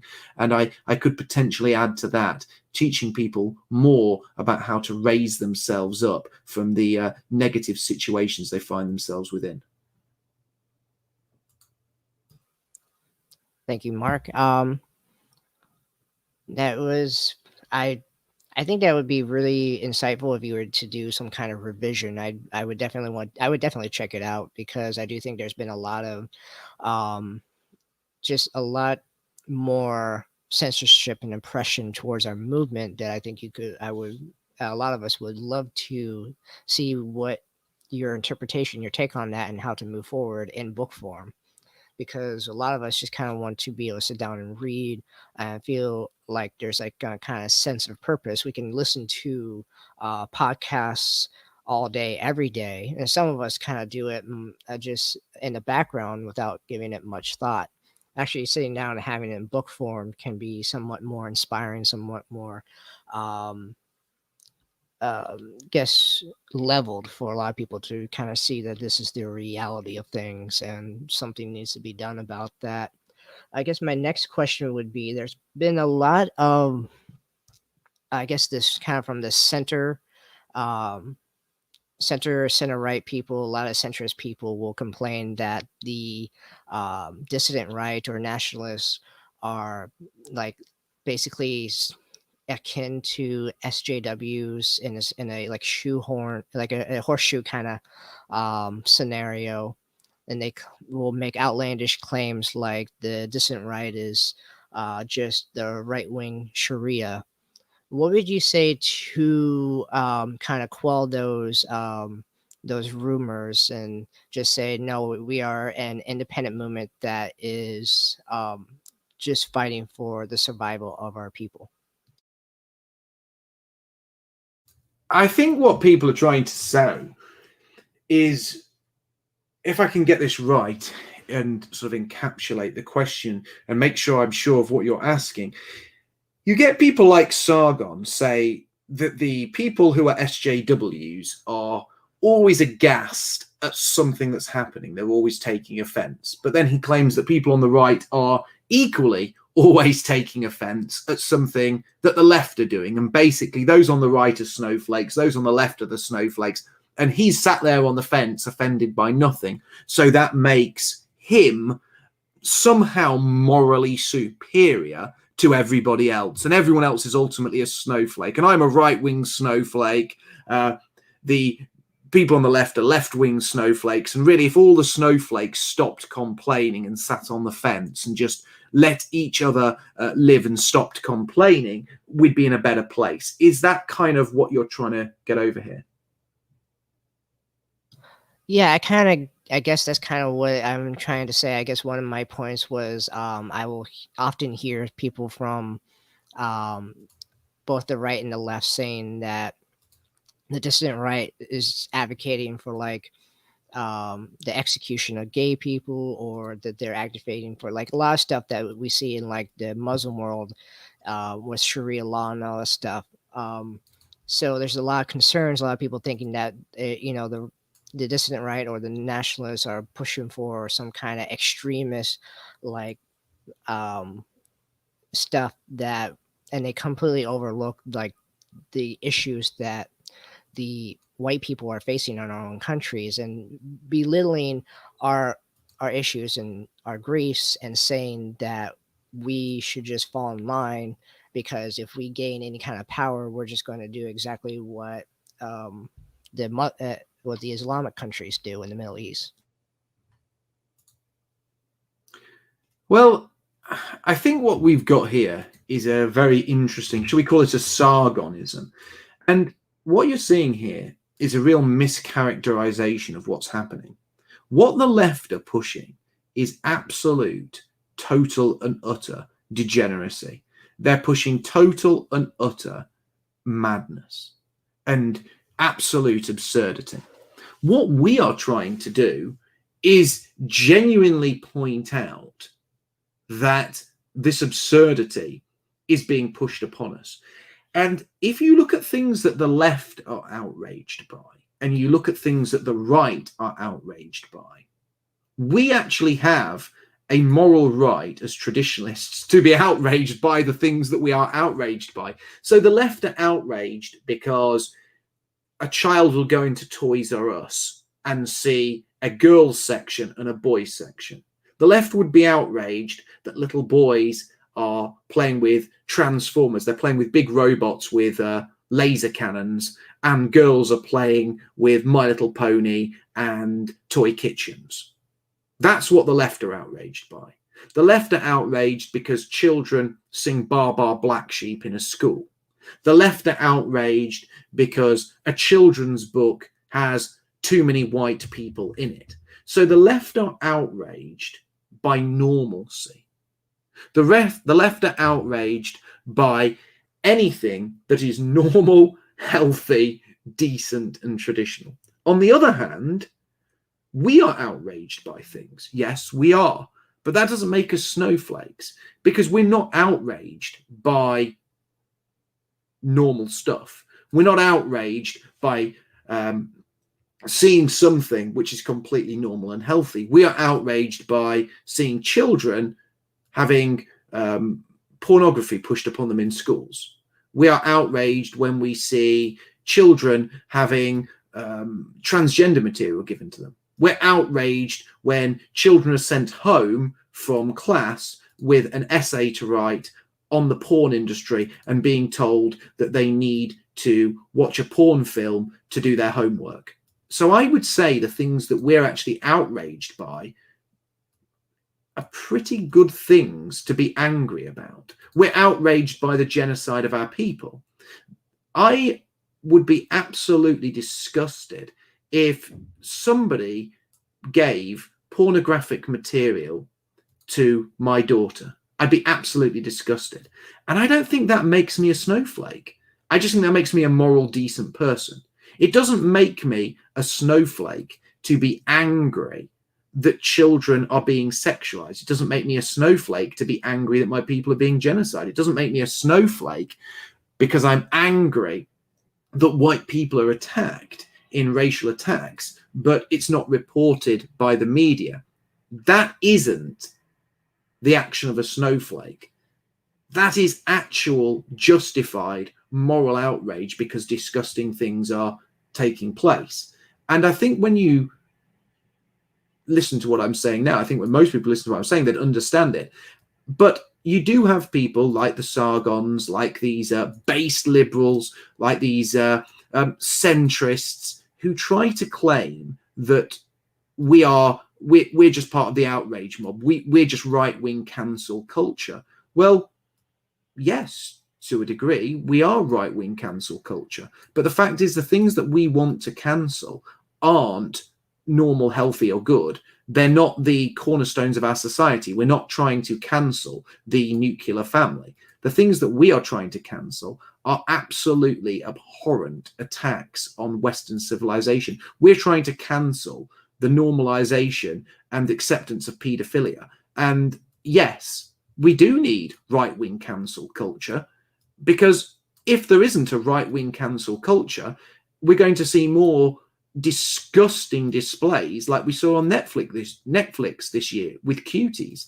I believe in freedom of speech, but I don't believe in freedom to do whatever you want. I don't believe that freedom of speech involves giving hypersexualized material to children. I don't believe freedom of speech involves giving the right to companies like Netflix to produce child pornography. And if people want to characterize that as sort of some kind of white Sharia or right-wing cancel culture, then so be it. At the end of the day, some things do need cancelling.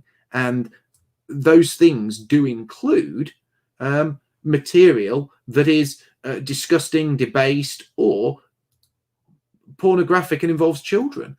And I'm not going to apologize for that. I'm not going to stand here and say today that, oh, yeah, I'm sorry, but some of these things have to go. I'm not sorry. I'm pleased they have to go. It's one of the central parts of what we stand for. These things have to go because they are debased, they are disgusting, and they are immoral. And the fact that we stand against them is, I think, a major selling point of what we do.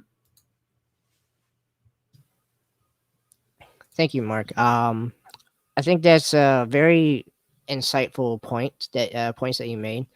Um, I definitely agree with what you're saying with cuties, because I myself I found that deeply offensive, and people were saying, "Oh, well, you just you're no better than the SJWs," and but it's clearly softcore child porn, and they're promoting this stuff as this being, you're trying to normalize it and make it acceptable, and yet if we ever disagree with any of it, then we're thrown in with this outrage bomb. Like I noticed that some people, um, yeah, some even that kind of toe the lines of our movement, while others kind of more maybe left field will say that, well, we're just kind of like the outrage mob. This is all just nothing.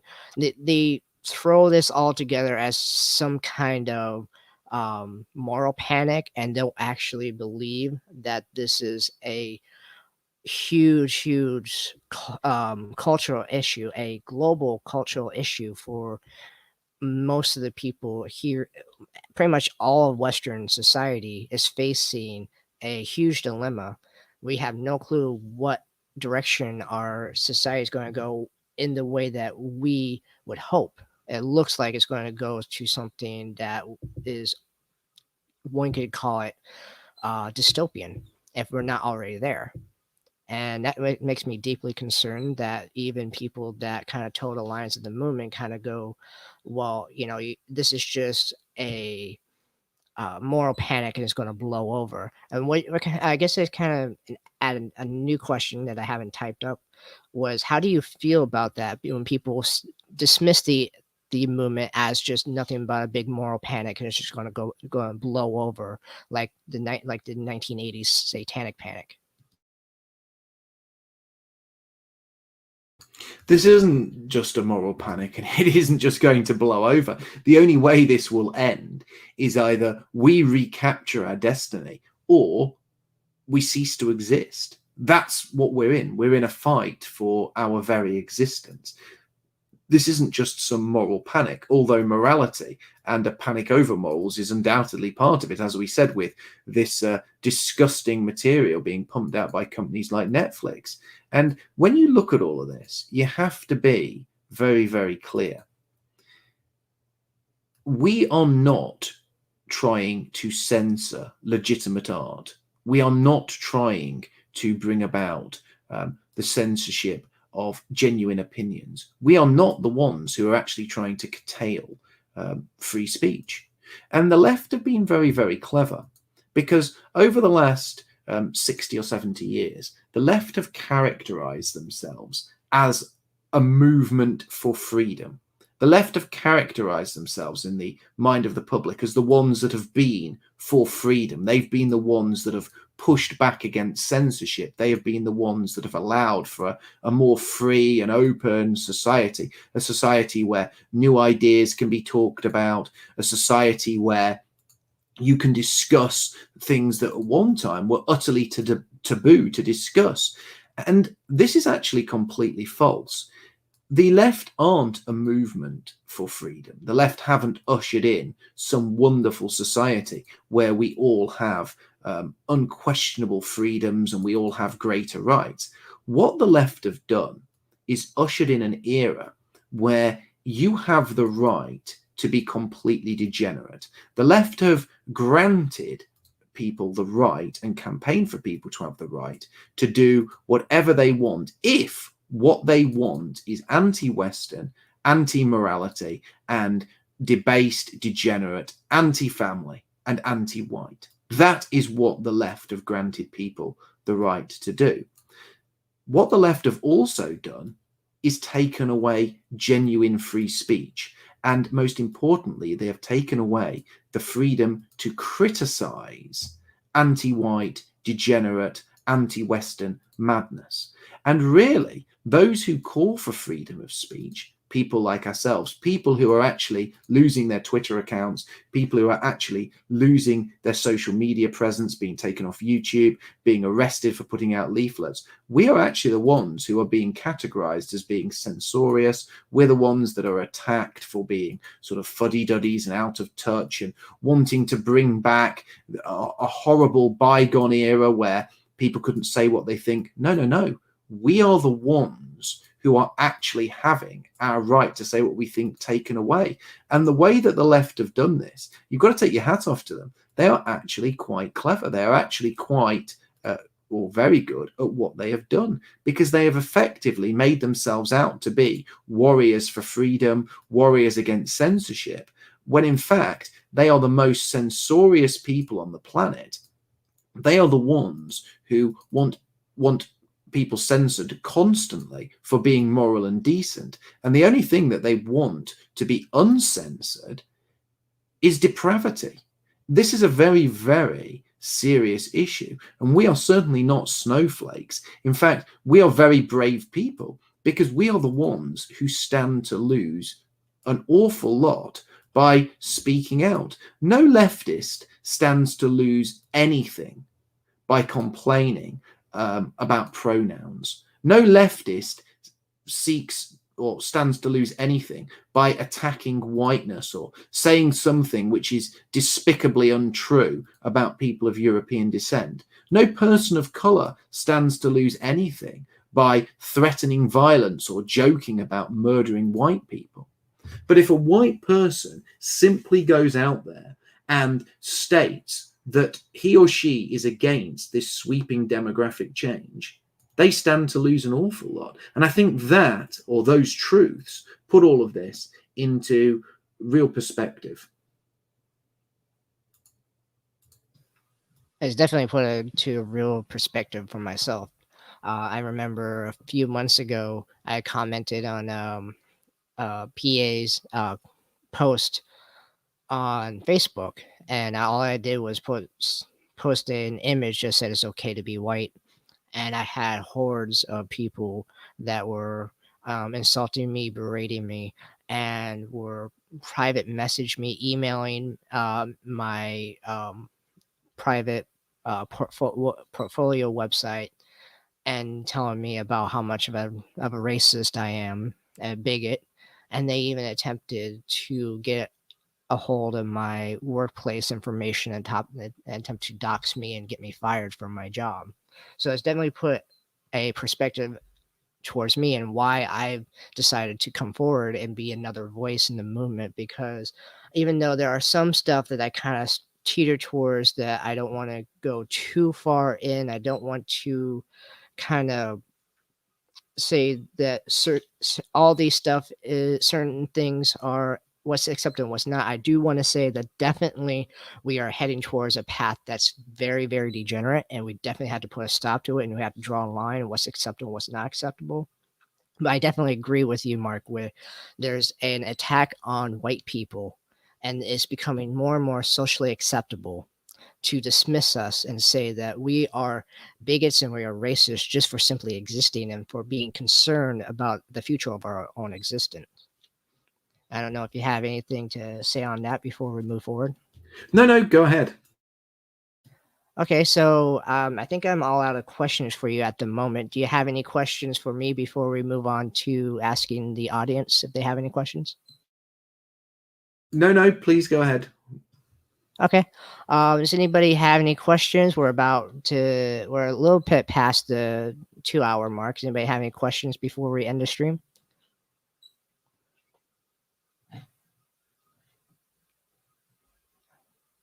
All right. Looks like we haven't had any questions at the moment. Let me just double check. Well, I think this has been a pretty good stream, Mark. What do you think? I've really enjoyed joining you, James. As I said, we've been speaking for quite some time.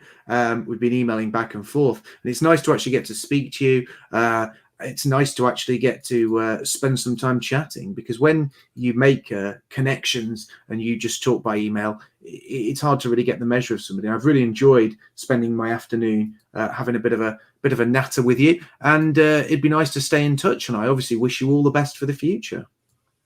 Thank you, Mark. I do appreciate that, and I do hope to have you on in the future. And feel free to invite me into anything that you guys are doing with Jason and everybody else. And um, everybody, please stay tuned for the next live stream this week. um I'm not going to be doing any videos because it is a holiday weekend that's coming up, so there won't be another video from my end until probably next Monday. So if you guys want to go ahead and tune in for that, stay tuned for that. That would be great. And thank you, Mark, for being here. And everybody, I hope you all have a good day.